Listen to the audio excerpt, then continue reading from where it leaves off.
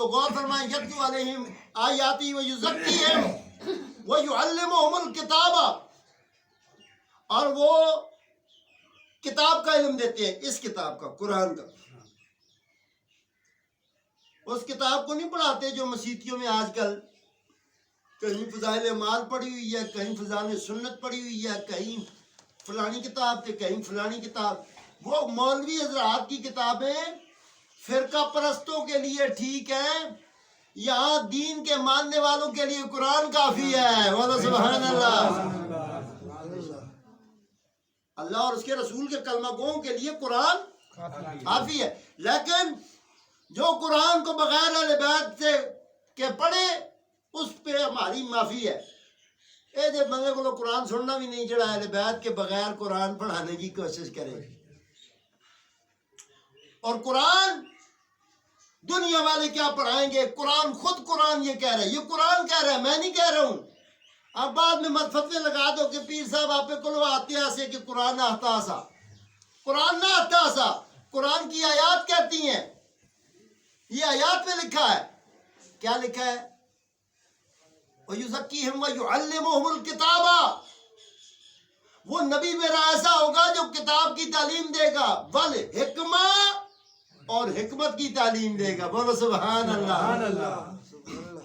یہ حکمت والی تعلیم آپ کو اوپر یاد ہے، اللہ نے اپنی صفتوں میں بھی کہا تھا مالک القدوس العزیز الحکیم۔ یہ حکمت کا جو سارا خزانہ ہے نا، یہ اللہ نے اپنے محبوب کو عطا فرمایا۔ سارا خزانہ کملی والے کے پاس ہے، اور کملی والا کیا کرتا ہے؟ کوئی کام حکمت کے بغیر نہیں کرتا۔ جیسے اللہ نہیں کرتا ویسے مصطفیٰ بھی نہیں کرتا۔ اب صفتیں اللہ نے اپنے محبوب کی کیا بیان فرمائی؟ پہلی بیان فرمائی کہ وہ یتلو علیہم آیاتی، وہ میری نشانیاں بیان کر کے بتائے گا، آیتیں پڑھ کے سنائے گا، ٹھیک ہے۔ وَيُزَكِّيهِمْ، اور وہ نفسوں کو پاک کرے گا، وَيُعَلِّمُهُمُ الْكِتَابَ، اور وہ کتاب کی تعلیم دے گا، وَالْحِکْمَہ، اور حکمت کی تعلیم دے گا۔ بولو سبحان اللہ۔ پہلے اللہ نے اپنی 4 صفتیں بیان کی، پھر اپنے محبوب کی 4 صفتیں بیان فرمائی۔ اور غور فرمائیے، وَإِنْ قَالُوا مِنْ قَبْلُ لَفِي ضَلَالٍ مُبِينٍ، اور یہ کب کرے گا؟ رب کا محبوب کب کرے گا؟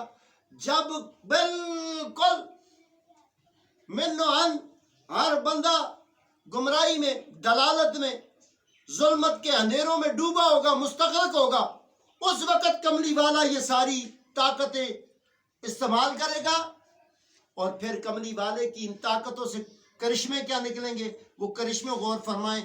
اللہ کہتا ہے من قبل لفی ضلال مبین وآخرین منہم، اور خوش نصیب ہو آپ لوگ، آپ کا ذکر بھی قرآن میں آ گیا ہے، وآخرین منہم، جو آخر میں آئیں گے، لما یلحقوا بہم، جن سے مصطفیٰ کی ملاقات نہیں ہوئی۔ اور ایمان والو، تم کو بھی قرآن مصطفیٰ پڑھاتے ہیں۔ سبحان اللہ۔ تم لوگوں کو بھی قرآن مصطفیٰ خود پڑھاتے ہیں۔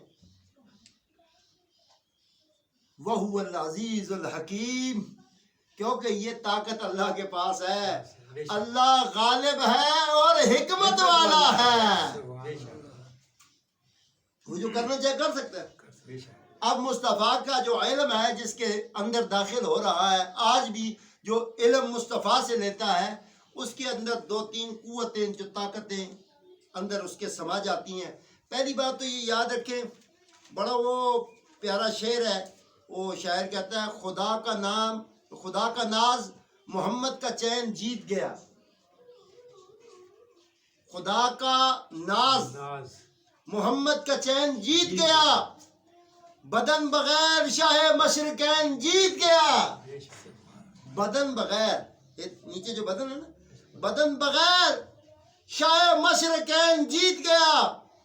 علی کی بیٹی کے خطبے نے ایسا وار کیا،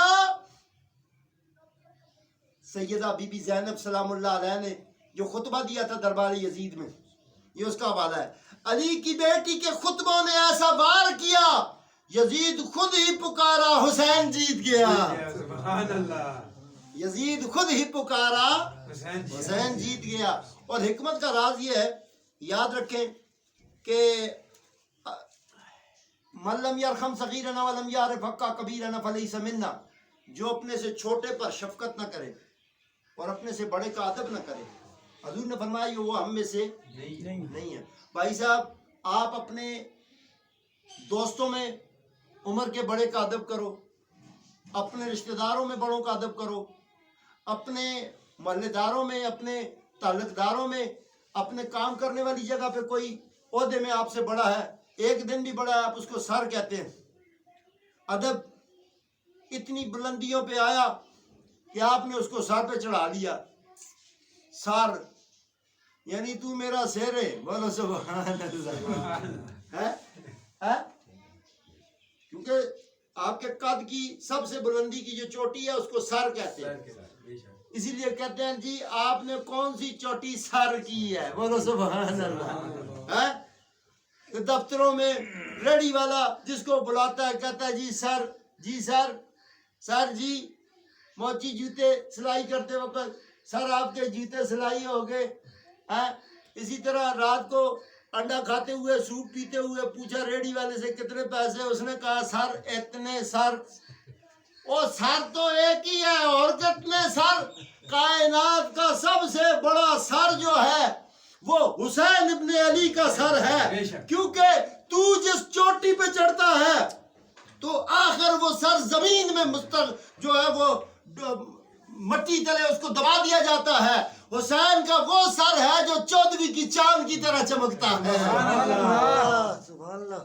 حسین کا سر کیٹو کی چوٹی سے بھی بلند ہے۔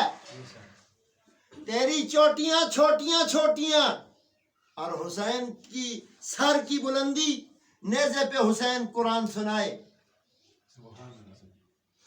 تو پیغام سمجھو، تم نے ادب کیا اپنے سر کا، اپنے سر کا۔ اور بڑے سمجھدار ہیں، اس کو سر سر کہتے ہیں، اندر سے اس کو کہتے ہیں مر مر، بولو سبحان اللہ۔